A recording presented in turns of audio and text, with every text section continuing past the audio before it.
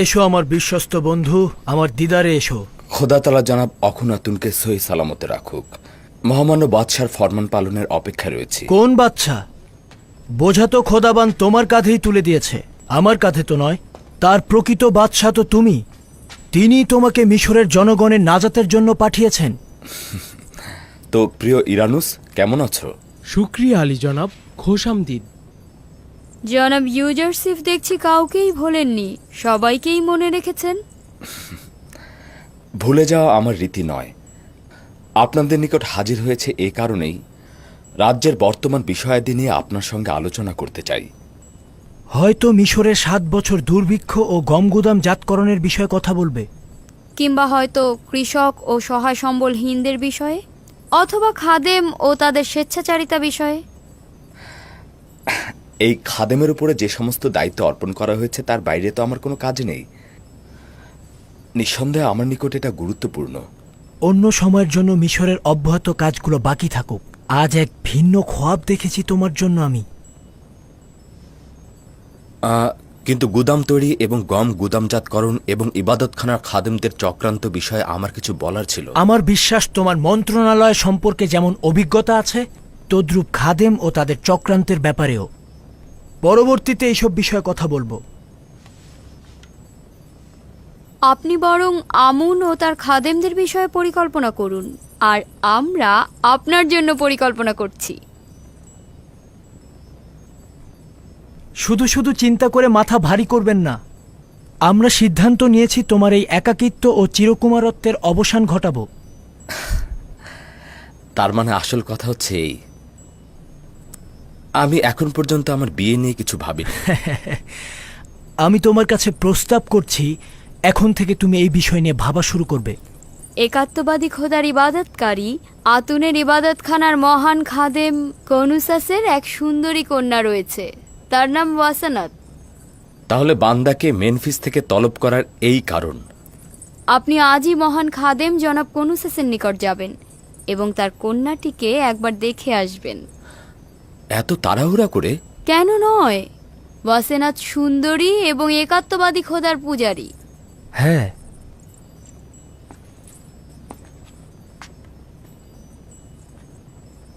তোমার যত দ্রুত সম্ভব বিবাহ করা উচিত। এটি হুকুমতের আদেশ এবং এটা তোমার আমল করা উচিত। অবশ্যই আলী জনাব, আমল করব।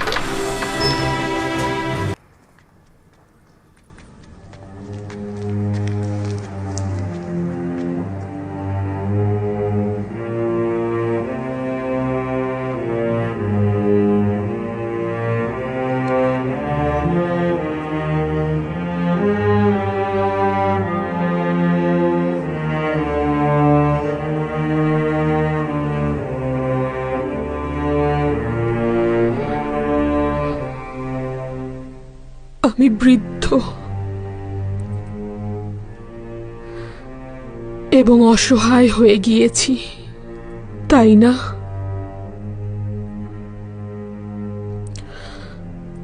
চেহারা এবং কপালের বলিরেখা কুৎসিত দেখাচ্ছে, তাই না? কিন্তু বানু, আপনার চেহারা আভিজাত্য আর আকর্ষণীয়তা এখনো রয়েছে। তার মানে ইউজারসিফ এখনো আমাকে পছন্দ করবে? আপনি এখনো আগের মতোই মেহেরবান ও ভালো লাগার মতোই আছেন, চিন্তা করবেন না বানু।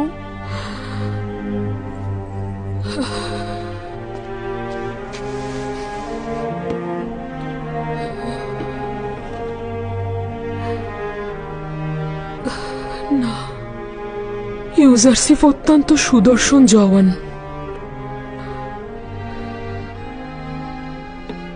আমার দিকে দৃষ্টি দেবে না।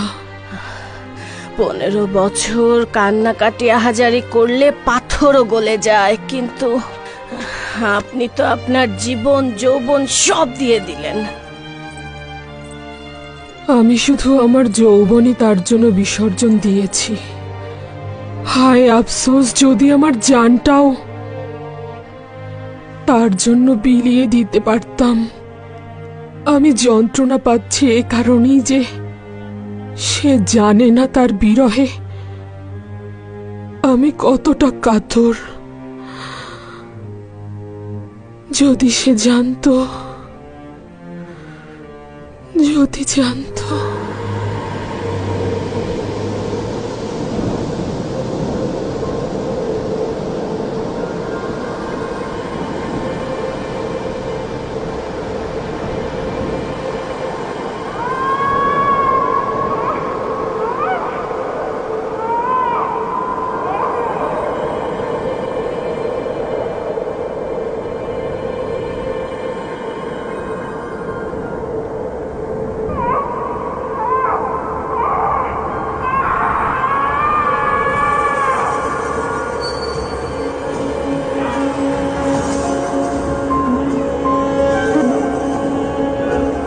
তুমি কে?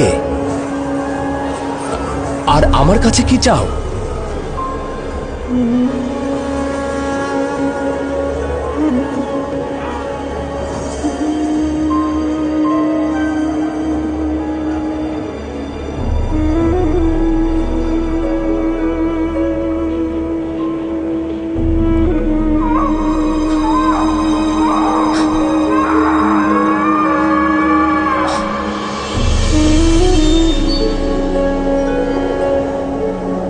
এই নারী কে ছিল?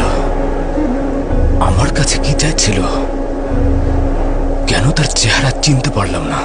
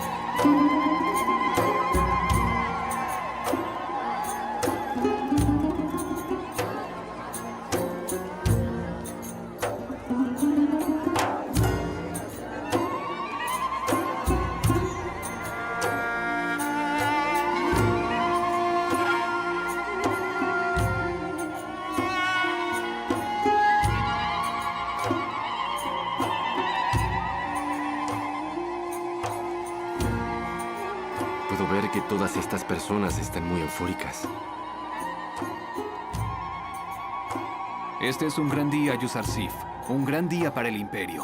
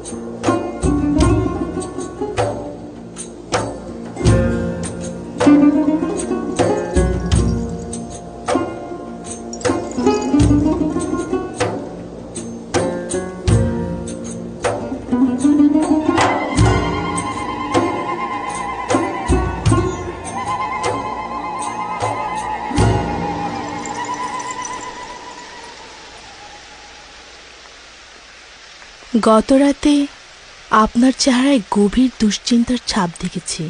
এরকম দুশ্চিন্তার কারণটা কি জানতে পারি? আব্বাজানের কাছ থেকে দূরে থাকার দুশ্চিন্তা। আফসোস, তাকে যদি কাছে রাখতে পারতাম।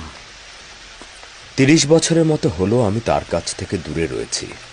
প্রতি মুহূর্তে তার জন্য আমার রুহু কাঁদে। উনি কোথায় আছেন? কেন তার দিদারে যাচ্ছেন না? অথবা নিজের কাছে কেন নিয়ে আসছেন না? আমরা কেনানের অধিবাসী। এখান থেকে 1 মাসের দূরত্ব। অসংখ্যবার চেয়েছি তার দিদারে যাব অথবা আমার অবস্থান সম্পর্কে তাকে জানাবো, কিন্তু এখন পর্যন্ত জামানা পৌঁছেনি। মিশরের জনগণের এখনো আমাকে দরকার। এখনো তাদের মৃত্যু পরিমাণ বিপদ রয়েছে। খুদা এখনো মিশরের জনগণের দেহ ও রুহুকে হুমকি প্রদান করছে। আমি এখনো তাদের জন্য তেমন কোনো কাজ করতে পারিনি। আশঙ্কা হচ্ছে আব্বাজান ও আত্মীয়স্বজনের প্রতি নজর দিতে গিয়ে আমি আমার ওজিফা সম্পর্কে গাফেল না হয়ে যাই। আমার উপর অর্পিত দায়িত্ব না অসম্পূর্ণ থেকে যায়। তাহলে কি করে হবে?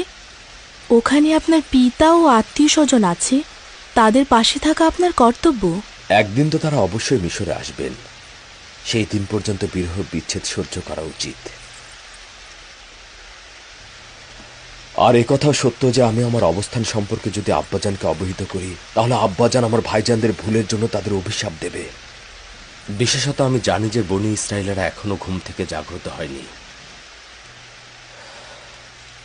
তাছাড়া তো এই বিরহ বিচ্ছেদ মহান খোদা তাআলার ইচ্ছাতে সংঘটিত হয়েছে। বলছিলেন বনি ইসরায়েল? ইসরায়েল আমার আব্বাজান ইয়াকুব নবীর উপনাম, তাই আমাকেও আমার ভাইজানদেরকে বনি ইসরায়েল বলে ডাকা হয়। মনে হচ্ছে আপনি আপনার ভাইদের কাছ থেকে গভীর আঘাত পেয়েছেন, কিন্তু পিতার নিকট আপনি সে কথা গোপন রেখেছেন। আচ্ছা, আমি কি সেই কারণটা জানতে পারি? হ্যাঁ, পরে জানতে পারবে। আমি জানি আপনারা পুরুষ মানুষ আপনাদের বুকের মধ্যে সিন্ধুকের মতো করে রহস্য লুকিয়ে রাখেন, ফাঁস করতে চান না। আমি অযথা সওয়াল করার জন্য ক্ষমা চাইছি। প্রতিটি রহস্যই একদিন না একদিন প্রকাশ পায়, তাই সময় মতো সবকিছুই জানতে পারবে।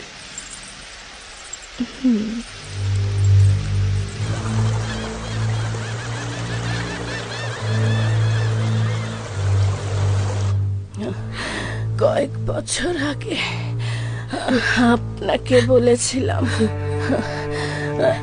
ইবাদত খানার একজন জাদুকর ভবিষ্যৎবাণী করেছে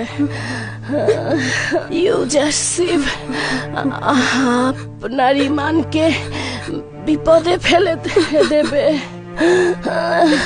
ইউজাসিফকে ভুলে যান, ভুলে যান। এটি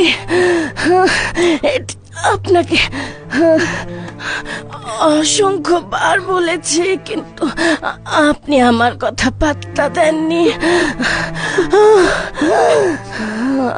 আমার কথা শোনেননি। নিজের জিন্দেগি ইউজাসিফের জন্য অযথা ব্যয় করছেন। আপনি এখনই এই ধ্বংসাত্মক ইশক থেকে মুক্ত হয়ে যান। ইউজাসিফকে ভুলে যান, নিজের চিন্তা করুন। আমার জুলেখা, নিজের দিকে লক্ষ্য রাখুন, নিজের দিকে।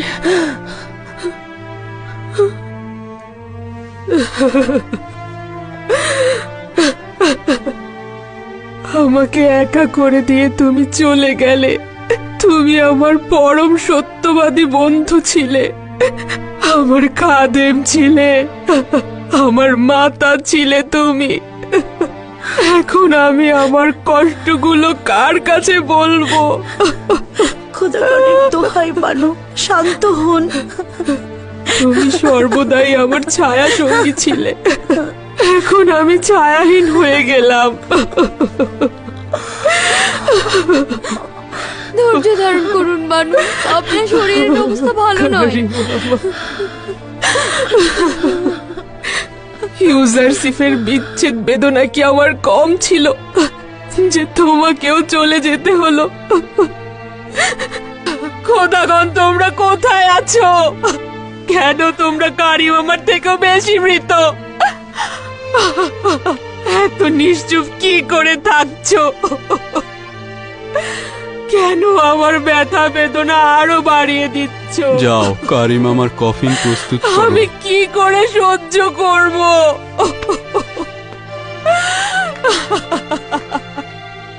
সে সব সময় আমার হেফাজত করত। আমি ঘুমিয়ে থাকতাম, সে আমার শিওরে দাঁড়িয়ে থাকতো। ঘুমাও কারি মামা, জুলেখার অপমান আর শুনতে হবে না তোমাকে। জুলেখার ব্যথা বেদনাগুলো আর হজম করতে হবে না।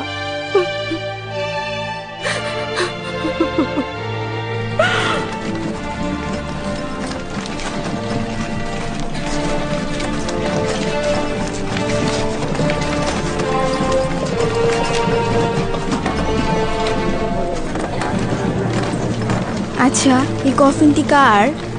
কারিম আমার। বেচারা কারিম মামা, কি কষ্টই না পেয়েছে। তিনি জুলেখার রাজমহলের প্রধান ছিলেন, কি শান শওকতি না ছিল তার।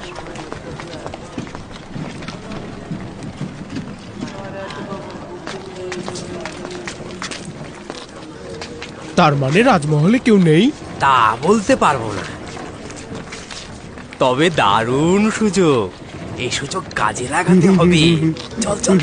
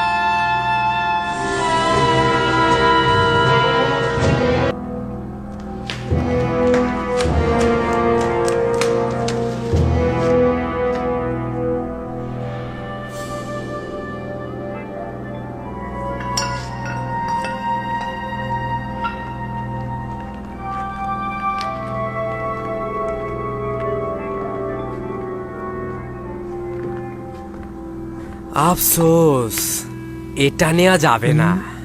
পারবো না।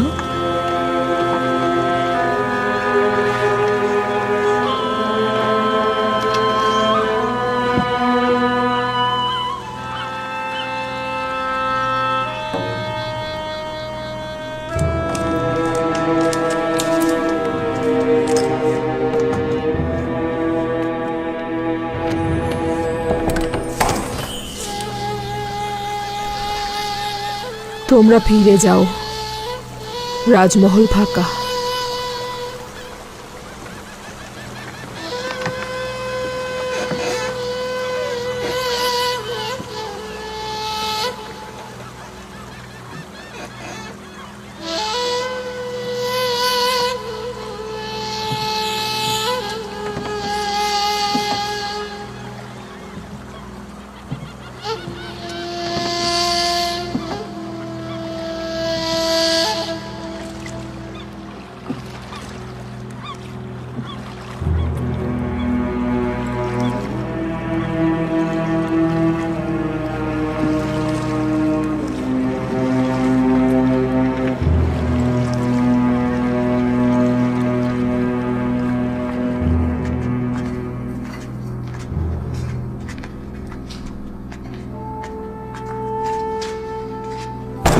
আরে কি হলো?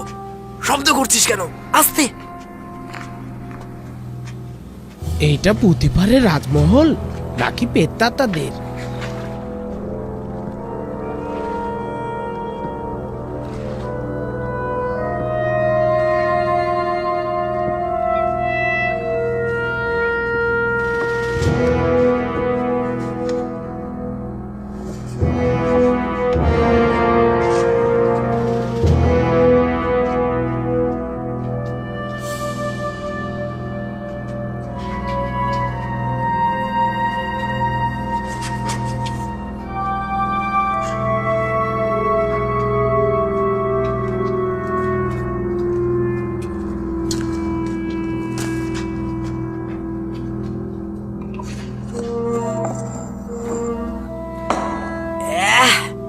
খালি মাকড়সার জাল আর মাকড়সার জাল।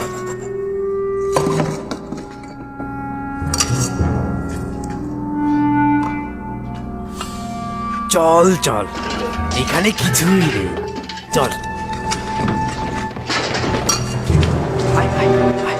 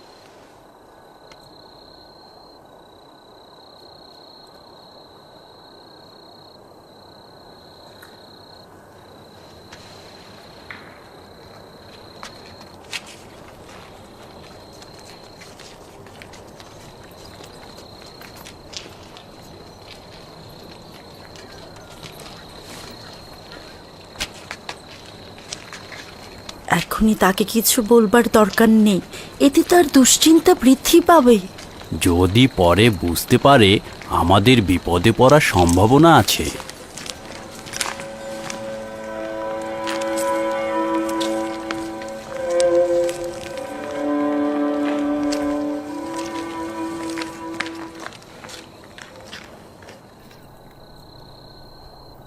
কি হয়েছে?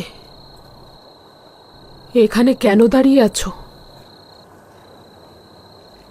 আপনার জন্য একটা খারাপ খবর আছে বানু। মানে একটা খারাপ ঘটনা ঘটেছে। রাজমহলে চুরি হয়েছে আমার বানু।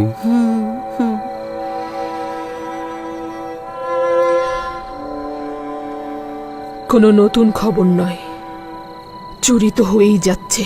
ফেরার সময় দুজন জওয়ানকে দেখলাম রাজমহল থেকে বেরিয়ে পালিয়ে যাচ্ছে। তাদেরকে চিনতে পারিনি, মনে হলো উপকূলীয় এলাকার ভবঘুরে। যখন বুঝতে পারলাম তখন অনেক দেরি হয়ে গেছে, আমাদের পক্ষে কিছু করা সম্ভব ছিল না।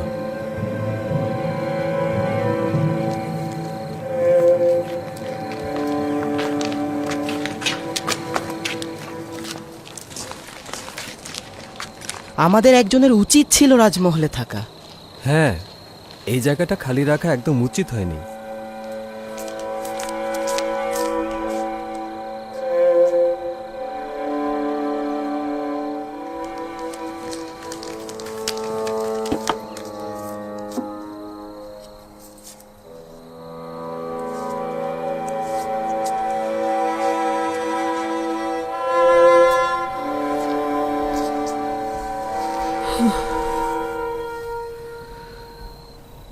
স্বর্ণালঙ্কার দিয়ে কি করব?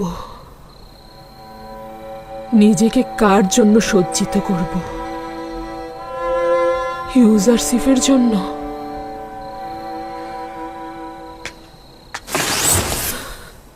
কেন সাহায্য করছো না?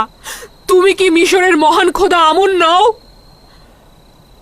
আমি কি তোমার ইবাদতখানার ইলাহি নই? তোমার সহধর্মিনী নই? কতকাল পর্যন্ত শুধু চেয়ে চেয়ে দেখবে? কেউ একজন আমাকে সাহায্য করো। আমি আর কত সহ্য করব? ইউজারশিপের বিরহ বেদনা, কারিম আমার মৃত্যুর শোক, আমার জাহানের আধিপত্য চলে যাওয়া, রাজমহলের সবকিছু চুরি হওয়া, আর কত সহ্য করতে হবে আমাকে বলো। আমাকে কেন সাহায্য করছো না?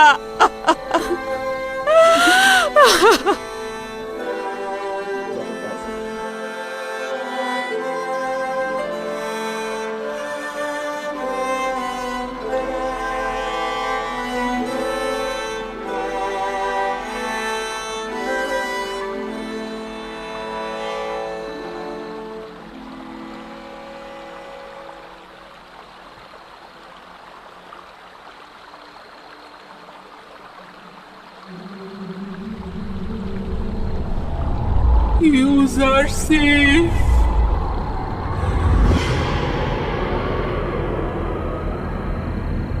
আমাকে সাহায্য করো, সাহায্য করো।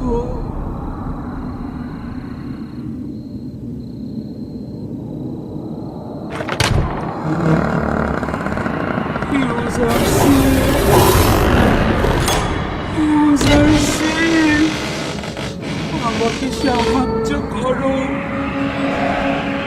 সাহায্য করো। তোমার নাম কি? কেন কথা বলছো না?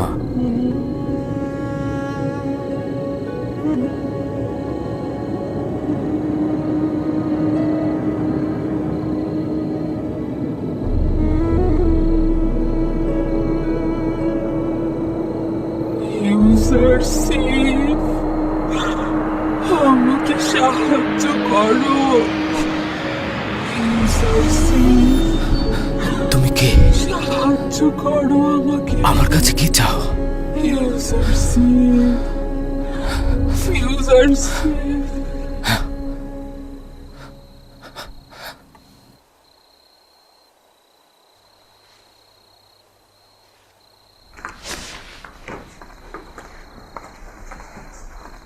কি হয়েছে খোদার নবী? আবারও সে বৃদ্ধ মহিলাকে দেখলাম। সে আমার কাছে সাহায্য চাইছে, কিন্তু জানি না সে কে, জানি না কোথায় তাকে খুঁজে পাবো। খোদার নবীর খোয়াবের রহস্য তো গোপন থাকার কথা নয়। আমার মনে হচ্ছে যদি আপনি সেই বৃদ্ধ মহিলার চেহারা চিনতে সক্ষম না হন, তাহলে তা অবশ্যই মঙ্গলজনক নয়। সে আমার কাছে সাহায্য চাইছিল, আমার দিকে তার হাত প্রসারিত করছিল। যদি তিনি অভাবী হতেন, তাহলে খোদা তাআলা অবশ্যই আপনাকে পথ বলে দিতেন।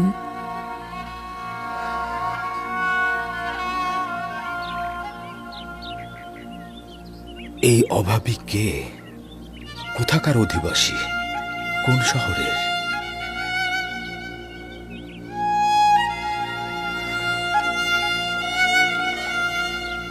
তার সন্ধানে আমাকে কোথায় যাওয়া উচিত?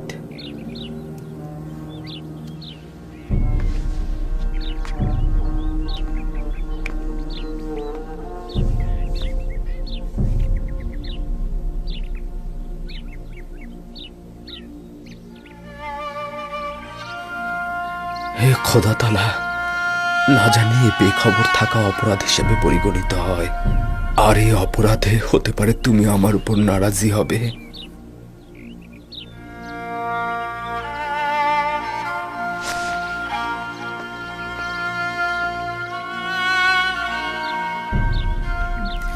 বানু, আমি ওনাকে যে কয়দিন ধরে দেখছি কখনো তৃপ্তি সহকারে খাবার খেতে দেখলাম না। হয়তো ভাবছেন এই শহরে তার থেকে অধিক কেউ ক্ষুধার্ত রয়েছেন। তাদের কথা চিন্তা করেই হয়তো তৃপ্তি সহকারে খাচ্ছেন না।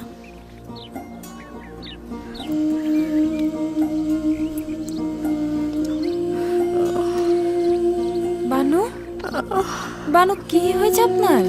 বানু, আলী জনাব, কি হয়েছে? মনে হয় সময় হয়ে গেছে।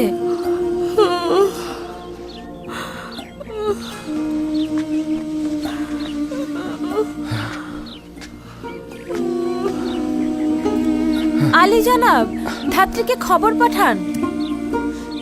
আসুন বানু, আসুন। এই তো আর একটু।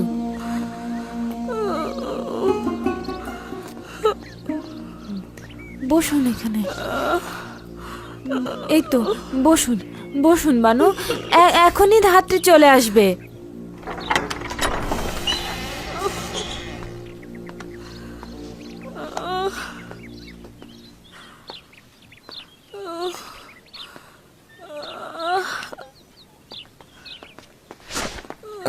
মালিককে ধাত্রীর খোঁজে পাঠিয়েছি আমি। ওয়াসেনাদের এখন অবস্থা কেমন? ব্যথায় একেবারে কুকড়ে যাচ্ছে। এখনই ধাত্রী চলে আসবে। তুমি এক কাজ করো, কিছু গরম পানির ব্যবস্থা করো।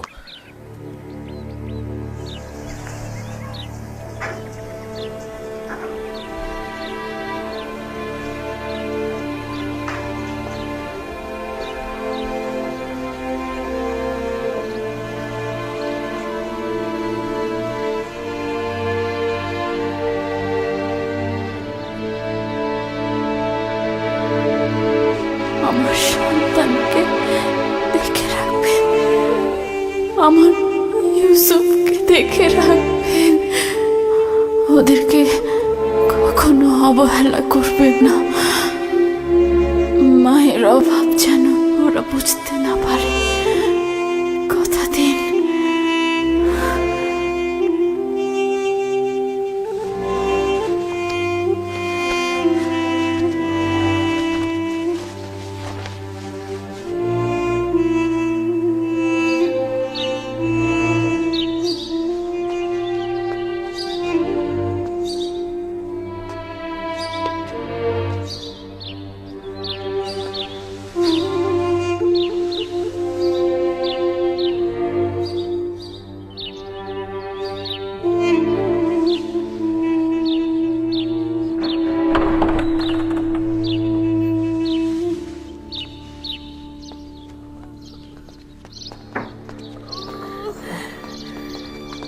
দরুদ আজ যে মিশর হাকিম ইউজারসিফ। খোদাবন্দের দরুদ আপনার উপরে। হ্যাঁ, চিন্তা করবেন না, আমার উপরে বিশ্বাস রাখুন। বানু ওয়াসেনাত কোথায়? আমার সঙ্গে আসুন। আচ্ছা।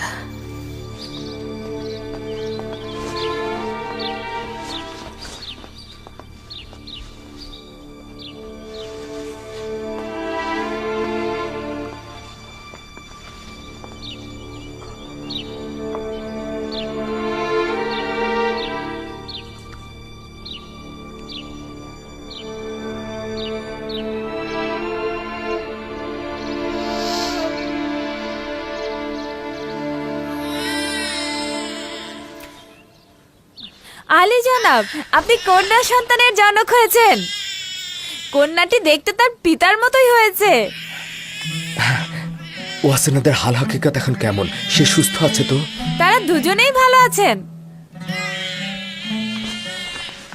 বিশ্বাসীর গৃহে তার কদম মোবারক হোক।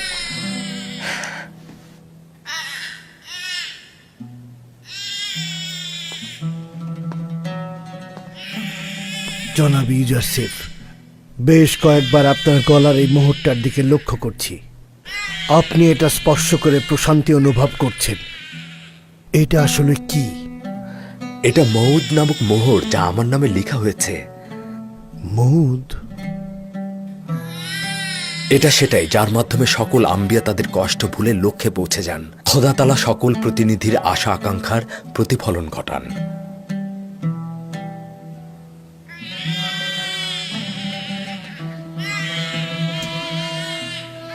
আফসোস, যদি আব্বাজান থাকতো, আমার প্রথম সন্তান তার দোয়া পেত।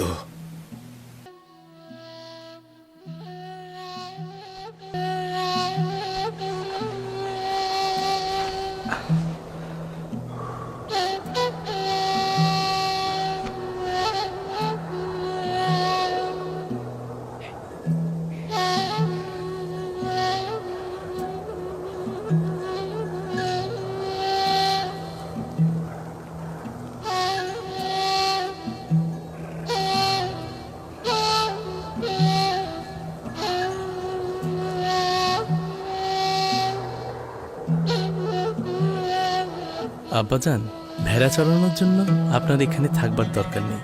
আপনার বরং গৃহে থাকাই উত্তম। মরু অঞ্চল, প্রচন্ড গরম। আপনার কষ্ট হচ্ছে না আব্বাজান? না পুত্র আমার, খোদা তাআলার সৃষ্টির অপরূপ সৌন্দর্য এবং প্রকৃতির এই লাবণ্য আমার কষ্টকে উপশম করে দেয়। আজ আপনাকে খুব আনন্দিত দেখাচ্ছে। হ্যাঁ আমার পুত্র,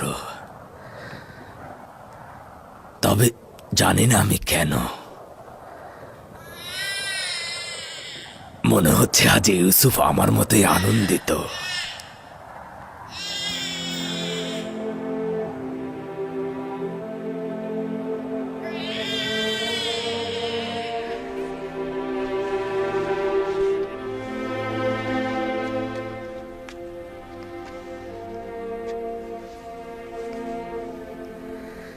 খোশ আমদেদ আমার প্রিয় কন্যা, আমি তোমাকে মালাসে বলে ডাকবো, যার অর্থ ভুলে থাকা। তোমার আগমনের মাধ্যমে আমি আমার পূর্বের সকল দুঃখ ভুলে গিয়েছি। মালাসের কদমের বরকতে মেনিফিসের সকল নিঃস্ব ও অভাবীদের দাওয়াত করতে চাই।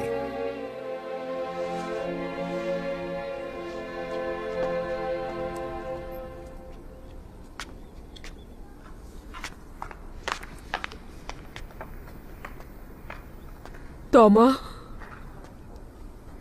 আমি তিয়ামেনি বানু।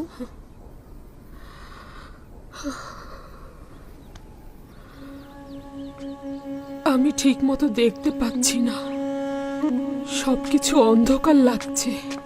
অবিরাম কান্নার জন্য এরকম হচ্ছে। কেন এভাবে কাঁদছেন বানু? এভাবে অবিরাম কান্নার ফলে আপনার চেহারা বিবর্ণ হয়ে যাচ্ছে, আপনার চোখগুলো নষ্ট হয়ে যেতে পারে। কেন নিজের কথা ভাবছেন না একবারও? এগুলো অনেক পুরনো কথা। কান্না আমার মানসিক ক্ষতের উপশম। যদি কান্না না করি, দিওয়ানা হয়ে যাব। কি হলো? আবার কোথায় যাচ্ছেন বানু? নীল নদের জেটির পাশে আমার সাথে যাবে? রুদামুনের কাছে ইউজারসিফের খবর জানবো। আমি তো আর আপনার পথে বাধা সৃষ্টি করতে পারি না, আর আপনাকে এভাবে একা ছেড়েও দিতে পারি না। অতএব আপনার সাথে যেতে বাধ্য হচ্ছি।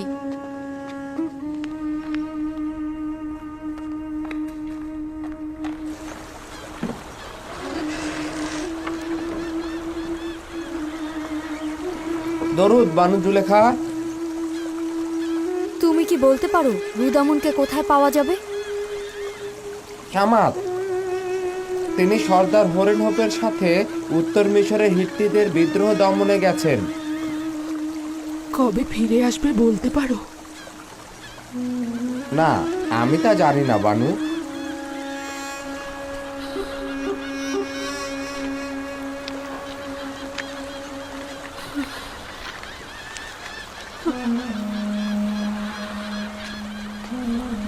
বানু, এখান থেকে উঠে পড়ুন। এভাবে বসে থাকা ঠিক হচ্ছে না। আপনাকে এখানে তো সবাই চেনে। আমার সম্মানহানির ভয় পাচ্ছ?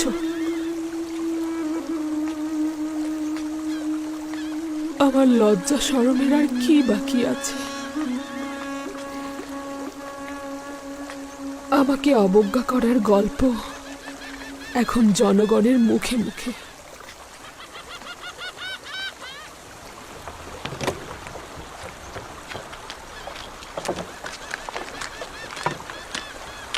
জুলেখা ইউজারশিপের প্রেমে দিশেহারা হয়ে দেওয়ানা হয়েছে। যদি ইউজারশিপের কোনো খবর তাকে দেই, তাহলে ভালো পুরস্কারও পাওয়া যাবে। তাহলে চোখ কান খোলা রাখবো। ইউজারশিপের তেবসে আসার খবর জানলেই তাকে খবর দেব।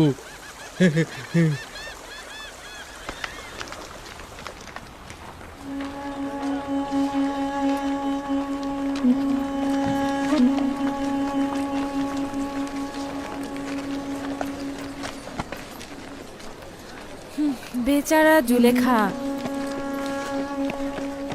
কেউ কি বিশ্বাস করবে মিশরের একসময় সেরা সুন্দরী আজ এই অবস্থা? ইউজারশিপের প্রতি ইশকেই তার এই অবস্থা। আচ্ছা, সে কি জানে ইউজারশিপ বিবাহ করেছে? চুপ, আশা করি যেন কখনোই না জানতে পারি। এই মানসিক যন্ত্রণা সে সহ্য করতে পারবে না। আমার মনে হয় জানে, আর সে কারণেই তার এই অবস্থা। যদি জুলেখা তার বয়সের পার্থক্যটা বুঝতে পারতো তাহলে এই অবস্থা হতো না।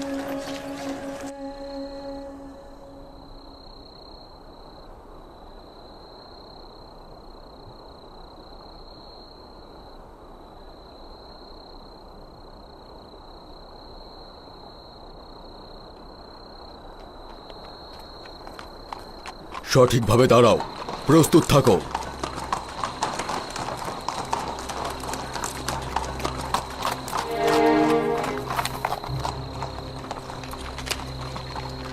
বাদশাহ রাজমহলের যোগ্য সেনা কর্মকর্তা কেমন আছে? শুক্রিয়া আলী জনাব। আমার সঙ্গে এসো।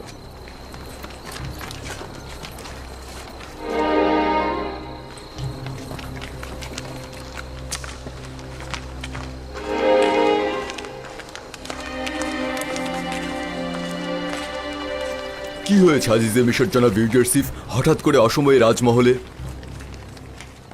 ইরানুস ও রাজমহলের বাবুর্চিকে আমার নিকট নিয়ে এসো। ইরানুস এবং রাজমহলের বাবুর্চিকে খবর দাও। আদেশ শিরোধার্য। মশালগুলো জ্বালাতে বলো। দ্রুত করো, মশালগুলো জ্বালিয়ে দাও। জনাব ইউজারসিফ, মহামান্য বাদশাহ অখনাতনকে জাগ্রত করব? না, প্রয়োজন নেই, এখন সে নিজে থেকে জেগে উঠবে। আমাদের সঙ্গে তার কি কাজ রয়েছে এটা কি বলেছে? না, শুধু দ্রুত যেতে বলেছে। দরুদ আজিজে মিশর জনাব ইউজারসিফ। খোদাবন্দের দরুদ তোমাদের উপরে। তোমাদেরকে আমি কতবার বলেছি আমার সামনে তাজিম করবে না। মনে হচ্ছে দৌড়া না মারা পর্যন্ত তোমরা এই কাজ পরিত্যাগ করবে না। আদেশ পালনীয় আলী জনাব, আর এমনটি হবে না। মহামান্য বাদশার জন্য উপযুক্ত খাবার ও শরবত তৈরি করো। এই গভীর রাতে? হ্যাঁ, কিছুক্ষণের মধ্যে মহামান্য বাদশাহ ক্ষুধার্ত হবেন এবং আমাদের কাছে খাবার চাইবেন। এখন পর্যন্ত তো এরকম হয়নি জনাব ইউজারসিফ। আপনি কি সন্দেহ নিশ্চিত? পোষণ করো না। যখন আলী জনাব বলেছেন বাদশাহ ক্ষুধার্ত হবেন, তার মানে হবেন। যত দ্রুত সম্ভব, সময় খুবই সংক্ষিপ্ত। তত্ত্বাবধায়ক ও রাজমহলের সকল অধিবাসীকে খবর দাও, সবাই যেন উপস্থিত থাকেন। আর মালিক, আপনি আমার সঙ্গে চলুন।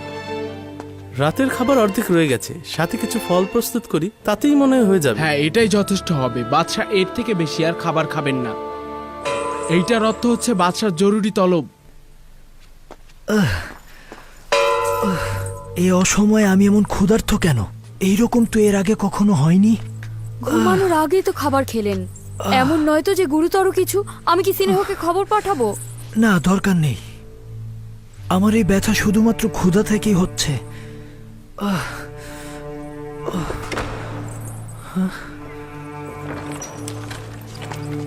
দরুদ মিশরের মহামান্য বাদশাহ ও বানু নিফারতিতি। আজিজে মিশর, এখানে কি করছো? তুমি কখন এসেছো?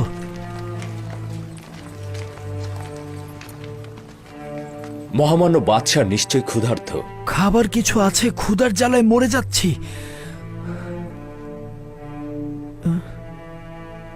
তুমি কি করে জানলে? আজ রাত থেকেই দুর্ভিক্ষে সেই 7 বছর শুরু হতে চলেছে, আর সেটা প্রথম মহামান্য বাদশার ক্ষুধার নিশানার মধ্য দিয়ে শুরু হতে যাচ্ছে। আপনি কোথা থেকে জানতে পারলেন? আপনি তো মেনফিসের অবস্থা দেখতে গিয়েছিলেন। মেনফিস থেকে তেবসের এত দীর্ঘ রাস্তা কি করে আসলেন? এসব আমি পরে খুলে বলবো। মহামান্য বাদশাহ কি খাবার খেতে ইচ্ছুক নন? তোমার কাছে দেখি কোনো কিছুই গোপন নয়, সবকিছু আগেই ভেবে রেখেছো।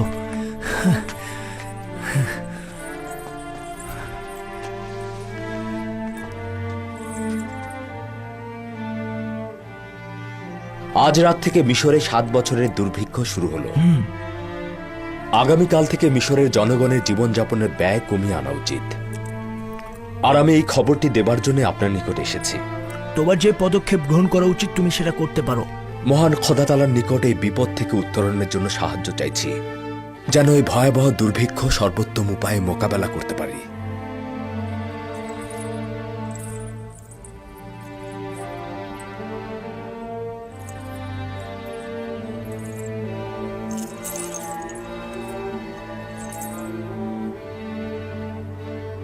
জনাব ইউজারসিফ বড়ই আজীব। আমার তো বেশ ক্ষুধা লেগেছে। তার মানে আমরা যেভাবে ক্ষুধা অনুভব করছি, জনগণের অবস্থাও কি তাই হবে? শুরু হয়েছে, এটা জনগণ কিভাবে জানবে? জনগণ তার নিজে থেকে বুঝতে পারবে। মাটি ফেটে চৌচির হয়ে যাবে, আসমান কৃপণতা করবে, বৃষ্টি হবে না, ফসল উৎপাদন ব্যাহত হবে। আর এগুলোই হলো দুর্ভিক্ষের নিশানা। যে সকল কৃষক গম হস্তান্তর করতে আসবে তাদেরকে বলবে শুধু খাবারের জন্য গম সংরক্ষণ রাখতে, কৃষিকাজের জন্য বীজ সংরক্ষণের প্রয়োজন নেই এখন। সকল শহরে এটা ঘোষণা করে দাও যে এবছর বৃষ্টি হবে না, সে কারণে কোনো চাষাবাদও হবে না, সুতরাং মাটিতে বীজ ছিটিয়ে কোনো লাভ হবে না। আর আমাদের প্রতিনিধিদেরকে জানিয়ে দেবে প্রতিটি শহরের ধনী ও গরিবের সংখ্যা সঠিকভাবে হিসেব করে বের করতে এদের হিস্যে একরকম হবে না। আর আমাদের এটা অবশ্যই পূর্বে নির্ধারণ করতে হবে দুর্ভিক্ষের সময় কে কতটা পরিমাণ গম পাবে এবং কি মূল্যে তাদেরকে গম বিতরণ করা হবে।